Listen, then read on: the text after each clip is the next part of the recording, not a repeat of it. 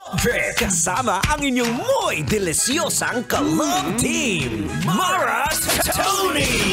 Mara Tony! Ikaw, anong trip mo?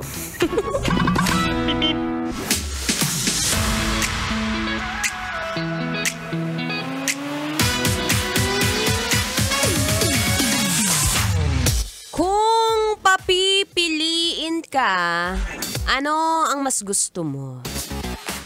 Masarap pero mabilis? O mabagal pero may pagmamahal? Nakaisip ka na ba? Gusto mo yung masarap pero mabilis? Ay, saktong-sakto, fast food! Fast food yan, naka! It's a happy Friday, Kabisyo. Yes, I'm back. Ako pa rin to, ang babaeng takbo ng takbo. Sa isip mo, your daldalerang atleta DJ Mara Tony. At ang trip ni Mara today, tara, food trip. Yo, pakinggan nyo to. Trip lang. Ayan na, kanina tinatanong kita kung ano mas gusto mo, masarap pero mabilis. Kagaya ng kapag kumakain ka sa fast food. Diyan na, automatic order ka lang. Pa-order po 1-piece chicken with spaghetti, automatic ibibigay.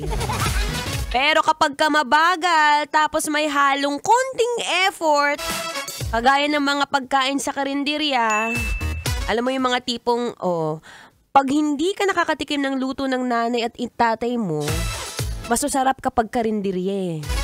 Alam mong pinaghirapan ni mother, may mga halong pawis pa yan. Anyway, ako pang inyo makakasama at makakadaldalan ngayong hapon, yung daldalera DJ Mara Tony. Today is Friday, July 11. At matanong nga kita, ikaw ba sa tuwing kumakain, ano mas prefer mo? Gusto mo dun sa fast food o sa karinderya? Alam mo ako, share ko lang, lately, mas gusto kong kumain sa mga karinderya. Kasi, grabe, pag chinecheck ko yung calories ng fast food, Diyos ko, isang plato ng spaghetti, 700 calories, be. 10 kilometro na yung tatakbuhin ko nun para lang ma-burn ko yun, no? Unlike kapag ka sa karinderya kasi makakapili ka pa ng ginisang ampalaya. Kanina tuwang-tuwa ako sa kinain ko eh. Ginisang ampalaya, tapos pritong isda, tapos samahan mo ng kanin, tapos samahan mo ng bagoong na may kalamansi. Ay, ubod ng sarap! Tapos mararamdaman mo pang may pagmamahal.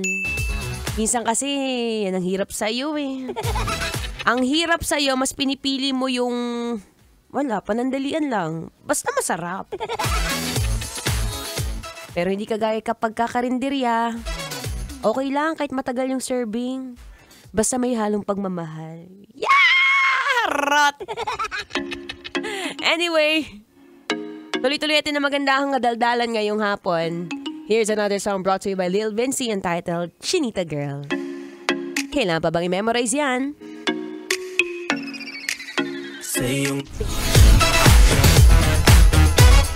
Metro's number one. Metro's number